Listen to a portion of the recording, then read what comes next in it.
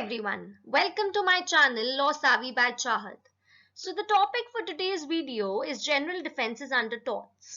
तो जो इसमें पहला defense था that was voluntary non-fit injuria that I had covered in my last video, the link of which I would be attaching down below. तो आओ देखते हैं कि जनरल डिफेंसेस अंडर टॉर्ट्स होते कौन से हैं। अब जो हमारा पहला डिफेंस है वो है plaintiff the wrong doer.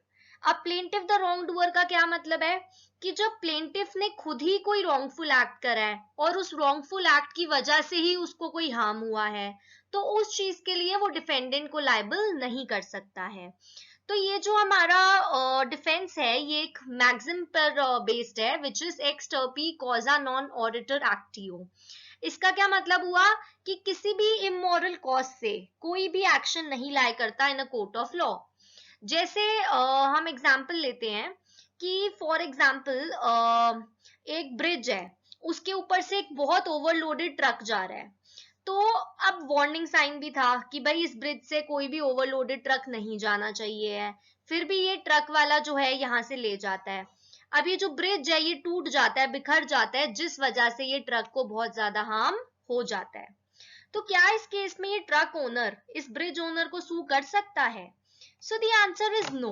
Y? क्योंकि प्लेंटिफ के खुद ही रॉन्ग डूइंग से, उसके खुद के रॉन्गफुल एक्ट से जो वो इतना भरा हुआ overloaded truck despite the warning ले गया, उसी वजह से ब्रिज गिरा है।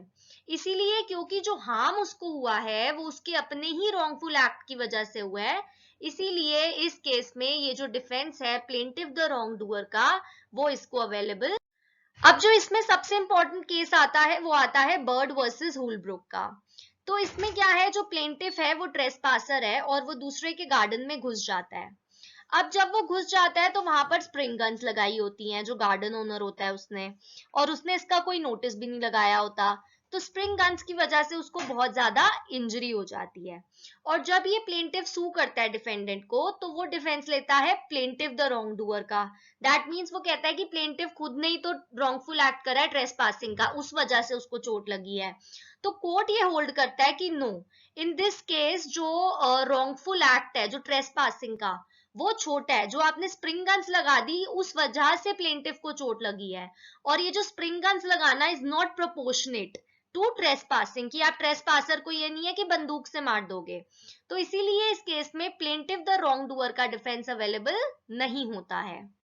अब जो हमारा नेक्स्ट डिफेंस है वो है इनएविटेबल एक्सीडेंट का। तो इनएविटेबल एक्सीडेंट का क्या मतलब होता है कि जो डिफेंडेंट का एक्ट है वो कुछ ऐसा एक्सीडेंट की वजह से हुआ है जिसको ना ही डिफेंडेंट ने ना ही प्लेंटिफ ने एक्सपेक्ट करा हो या ना कि फोर्सी करा हो। ठीक है, और कोई भी रीजनेबल बंदा जो है उसके लिए रीजनेबल केयर एंड कॉशन नहीं ले सकता है। तो कुछ इतना अनफोर्सिएबल या इतना अनएक्सपेक्टेड हो जाए तो उस चीज के लिए आप डिफेंडेंट को लायबल नहीं कर सकते हो। तो इसमें जो केस आता है वो आता है स्टैनली वर्सेस पावेल का। इसमें क्या होता है कि दो लोग हैं वो जाते हैं बर्ड शूटिंग के लिए। अब जब जो डिफेंडेंट होता है वो बर्ड को शूट करता है तो बर्ड को नहीं बुलेट लगती है, वहां जो पास में पेड़ होता है उसको बुलेट लग के जो वो बुलेट है वो बाउंस बैक होके प्लेंटिफ को लग जाती है। ठीक है, तो प्लेंटिफ को इंजरी हो जाती है। तो जब वो डिफेंडेंट को सू करता है तो कोर्ट ये जो इनएविटेबल एक्सीडेंट है इसका डिफेंस देता है। क्यों देता है? क्योंकि ये जो एक्ट है, जो ये इंसिडेंट हुआ है, ये इतना ज्यादा अनप्रिडिक्टेबल है, ये इतना ज्यादा अनफोर्सिएबल है कि किसी ने भी नहीं सोचा होगा कि वो जो बुलेट है वो बर्ड को ना लग के ट्री को लग जाएगी और ट्री से बाउंस बैक होके प्लेंटिफ को लगेगी। तो ये इतना ज्यादा इनएविटेबल है, ये इतना ज्यादा अनएक्सपेक्टेड है कि इस चीज में हम डिफेंडेंट को लायबल नहीं कर सकते हैं। अब जो इसमें हमारा एक और केस इंपॉर्टेंट है वो है नाइट्रोग्लिसरीन केस। इसमें क्या हुआ है, जो डिफेंडेंट्स हैं वो है डिलीवरी बॉयज। तो ये क्या है, एक वुडन बॉक्स को डिलीवर कर रहे होते हैं। तो जब वो लेके जा रहे होते हैं तो वो लीक करने लग जाता है। तो देखने के लिए कि भाई ये क्यों लीक हो रहा है, ये अपनी जो ऑफिस बिल्डिंग होती है वहां लेके ये बॉक्स को ले जाते हैं। अब वहां जब वो रखते हैं, उसको खोलते हैं कि भाई लीक क्यों हो रहा है, तो उसमें से निकलता है नाइट्रोग्लिसरीन गैस। और ये जो नाइट्रोग्लिसरीन गैस होती है ये क्या कर जाती है, ये एक्सप्लोड कर जाती है, जिस वजह से वो जो ऑफिस बिल्डिंग होती है उसको बहुत ज्यादा हार्म हो जाता है। अब ये जिसकी ऑफिस बिल्डिंग होती है, दैट मीन्स द प्लेंटिफ्स, वो क्या है, इनको सू कर देते हैं। बट जो कोर्ट है इस केस में इनएविटेबल एक्सीडेंट का डिफेंस देता है। क्यों देता है? क्योंकि इस चीज में ये बिल्कुल अनएक्सपेक्टेड था। ये जो डिफेंडेंट्स थे कभी भी सोच नहीं सकते थे कि अंदर से नाइट्रोग्लिसरीन गैस निकल जाएगी। तो इसीलिए, क्योंकि this was unforeseeable, this was unexpected, तो इसीलिए इस केस में किसका डिफेंस अवेलेबल हुआ? इनएविटेबल एक्सीडेंट का। अब जो हमारा नेक्स्ट डिफेंस है वो है एक्ट ऑफ गॉड। अब एक्ट ऑफ गॉड हम सबको पता है कि क्या होता है, कि अगर कोई नेचुरल कैलामिटी आ जाती है, जैसे फॉर एग्जांपल अर्थक्वेक आ जाता है या सुनामी आ जाती है, तो उस चीज की वजह से अगर हमें कोई हार्म होता है तो हम डिफेंडेंट को उस चीज के लिए लायबल नहीं कर सकते हैं। अब ये एक्ट ऑफ गॉड बहुत फेमस एक मूवी थी, ओ माय गॉड। इसमें क्या है, एक्ट ऑफ गॉड जो है बहुत अच्छे से दिखाया हुआ है। इस केस में क्या हुआ है कि ये जो आदमी है इसकी दुकान होती है, अब अर्थक्वेक आ जाता है जिस वजह से इसकी जो दुकान है उसको बहुत नुकसान हो जाता है। अब जो इंश्योरेंस कंपनी होती है वो भी इसको मना कर देती है कंपनसेशन देने के लिए। क्यों? क्योंकि वो कहती है एक्ट ऑफ गॉड कि ये तो अर्थक्वेक की वजह से हुआ है, एक्ट ऑफ गॉड की वजह से हुआ है, इसलिए हम तो नहीं देते तुम्हें पैसा। तो इस केस में ये हमें समझ आता है कि जब भी कोई चीज एक्ट ऑफ गॉड की वजह से होगी, कोई नेचुरल कैलामिटी की वजह से होगी, तो उसके लिए हम डिफेंडेंट को लायबल नहीं कर सकते हैं। अब जो एक्ट ऑफ गॉड में इंपॉर्टेंट केस है वो है निकोलस वर्सेस मार्सलेंट। अब इस केस में क्या हुआ है कि जो डिफेंडेंट्स हैं उनके आर्टिफिशियल लेक्स हैं, तो एक बारी इतनी ज्यादा एक्स्ट्रा ऑर्डिनरी रेनफॉल आती है, that is beyond human memory. ऐसी रेनफॉल आती है जिस वजह से ये जो आर्टिफिशियल लेक्स हैं इनकी जो बाउंड्री है वो क्या है, टूट जाती है, जिस वजह से ये आर्टिफिशियल लेक्स का पानी जो है बाहर चला जाता है और आसपास जो ब्रिजेस होते हैं ना उसको क्या है, तोड़ देता है। अब ये जो ब्रिज ओनर है ये सू कर देता है इन लेक्स वालों को। तो ये जो डिफेंडेंट्स हैं इस केस में वो डिफेंस लेते हैं एक्ट ऑफ गॉड का, ठीक है, और ये सक्सेसफुल भी होते हैं। क्यों? बिकॉज ये कुछ इतना ज्यादा एक्स्ट्रा ऑर्डिनरी था जो नेचुरल कैलामिटी की वजह से हुआ है कि इसमें एक्ट ऑफ गॉड अवेलेबल होगा। लेकिन एक केस है कालूलाल वर्सेस हेमचंद का, जो एमपी हाई कोर्ट का केस है। तो इसमें क्या हुआ है कालूलाल वाले केस में, कि जो बारिश आई है ना वो एक्स्ट्रा ऑर्डिनरी नहीं है, वो क्या है, एक्सपेक्टेड रेनफॉल है, जितनी एक्सपेक्टेड आती है। तो उस बारिश की वजह से क्या होता है, बारिश के पानी की वजह से जो बिल्डिंग है ना वो क्या है, टूट जाती है, ठीक है, डिफेंडेंट की, और इस वजह से बिल्डिंग से क्या है, एक बंदा मर जाता है। अब जब केस होता है इन डिफेंडेंट्स पे तो वो डिफेंस लेना चाहते हैं एक्ट ऑफ गॉड का, लेकिन इस केस में एक्ट ऑफ गॉड अवेलेबल नहीं होता। क्यों नहीं होता? क्योंकि जो बारिश आई थी, जो नेचुरल कैलामिटी हुई है, पहली बात तो इसमें कुछ नेचुरल कैलामिटी जैसा नहीं है, ठीक है, क्योंकि जो रेनफॉल आई है वो ऑर्डिनरी है, और ऑर्डिनरी चीज के लिए क्या है, एक्ट ऑफ गॉड का डिफेंस अवेलेबल नहीं होगा।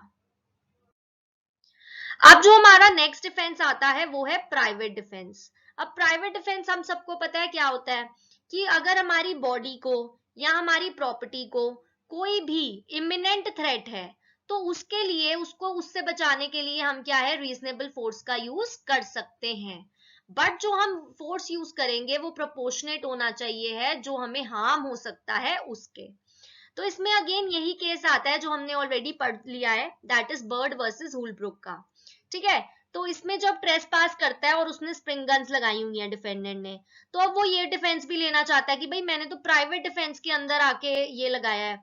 तो कोर्ट ये भी होल्ड करता है कि भाई जो तुम फोर्स यूज कर रहे हो ना प्राइवेट डिफेंस के लिए वो प्रोपोर्शनेट नहीं है। किसी को ट्रेस पासिंग रोकने के लिए तुम ये नहीं है कि उसको गोली मार दो, ठीक है, तो इसीलिए जो तुमने स्प्रिंग गन्स लगाई हुई हैं that is totally in proportionate, ठीक है, टू ट्रेस पासिंग, इसीलिए इसमें प्राइवेट डिफेंस का भी डिफेंस अवेलेबल नहीं होता है। अब जो हमारा नेक्स्ट डिफेंस है वो है नेसेसिटी। तो नेसेसिटी का क्या मतलब है, कि अगर कोई बंदा लार्जर हार्म को रोकने के लिए कोई छोटा सा हार्म कर भी देता है तो उस केस में हम उसको लायबल नहीं कर सकते हैं, because he can take the defence of necessity. जैसे फॉर एग्जाम्पल साथ के घर में आग लग जाती है, तो अब इस आग को बुझाने के लिए, ठीक है, ये पर्सन क्या है वहां पर एंटर करता है और ये आग को बुझा देता है। तो ये जो प्लेस का ओनर होता है ये इसको सू कर देता है ट्रेसपास के लिए। तो जो कोर्ट है वो ये होल्ड करता है कि भाई ये बंदा किस चीज के लिए घुसा था, ये घुसा था फायर को बुझाने के लिए, that was a greater harm. तो ग्रेटर हार्म को बचाने के लिए इसने trespass, that is a lesser harm, उसको कमिट करा है। तो इसीलिए इसमें प्रॉपर जो डिफेंस है नेसेसिटी का वो अवेलेबल होगा कोप वर्सेस शार्प में, और इसमें डिफेंडेंट को तुम लायबल नहीं कर सकते हो। अब जो हमारा लास्ट डिफेंस है वो है स्टैट्यूटरी अथॉरिटी का। इसका क्या मतलब होता है कि अगर कोई लॉ या अगर कोई स्टैट्यूट डिफेंडेंट को कोई चीज करने की परमिशन देती है, तो उस केस में हम डिफेंडेंट को लायबल नहीं कर सकते हैं। ठीक है, चाहे उससे कुछ हार्म हो रहा है या इंसिडेंटल हार्म भी हो रहा है, तो उस चीज के लिए हम लायबल नहीं कर सकते हैं। जैसे फॉर एग्जाम्पल कोई रेसिडेंशियल कॉलोनी है, वहां पर लॉ ने, स्टैट्यूट ने परमिशन दे दी रेलवे कंपनी को अपनी जो रेलवे लाइन है वो बिछाने की। अब वो रेलवे लाइन पे क्या है, ट्रेन भी जाएंगी। अब जो ट्रेन है उससे क्या है, बहुत ज्यादा नॉइज, फ्यूम्स, स्मोक, स्पार्क्स, ये सब होगा। उस वजह से कितनी न्यूसेंस क्रिएट होगी आसपास के एरियाज में। लेकिन जो भी घर है वो क्या है, न्यूसेंस के लिए रेलवे कंपनी को लायबल नहीं कर सकते हैं। क्यों? बिकॉज उससे जो हार्म हो रहा है, जो उससे न्यूसेंस हो रहा है, उसकी परमिशन स्टैट्यूट ने खुद दी है। That is done under the statutory authority. ठीक है, तो इसीलिए इसमें प्रॉपर डिफेंस अवेलेबल होगा स्टैट्यूटरी अथॉरिटी का। लेकिन एक केस है Smith versus London western railway company का। तो अब इसमें क्या है कि इसमें जो रेलवे कंपनी के सर्वेंट्स होते हैं ना, वो ग्रास ट्रिमिंग्स, जिसको हम बोलते हैं ना कटी हुई घास, उसको क्या है, खुले में छोड़ देते हैं। तो जो स्पार्क्स आती हैं ट्रेन से, वो क्या है, इस घास में आग लगा देती है, और ये जो घास है ये विंड से ट्रेवल होते हुए पास के कॉटेज में आग लगा देती है। तो अब जब इस रेलवे कंपनी को सू करा जाता है, तो ये डिफेंस लेना चाहते हैं स्टैट्यूटरी अथॉरिटी का। लेकिन इस केस में क्या है, ये डिफेंस नहीं दिया जाता है। क्यों नहीं दिया जाता? क्योंकि इस केस में जो हार्म हुआ है वो नेग्लिजेंस की वजह से हुआ है, रेलवे कंपनी के सर्वेंट्स से। ठीक है, तो नेग्लिजेंस के लिए आपको स्टैट्यूटरी अथॉरिटी नहीं देती है। आपको जो बेसिकली डिफेंस दिया है, अथॉरिटी दिया है, वो है जो नॉर्मल न्यूसेंस क्रिएट होगा। लेकिन आप कल को ये नहीं कह सकते कि भाई हमने जो नेग्लिजेंस करी उसकी भी परमिशन, उसकी भी अथॉरिटी हमें स्टैट्यूट ने दी है, सो नो। तो इसीलिए इस केस में क्या है, स्टैट्यूटरी अथॉरिटी का डिफेंस अवेलेबल नहीं हुआ। तो इसी के साथ हमारी वीडियो खत्म होती है। अगर आपको ये वीडियो पसंद आई हो तो इसको लाइक करें और मेरे चैनल को सब्सक्राइब करें। Thank you.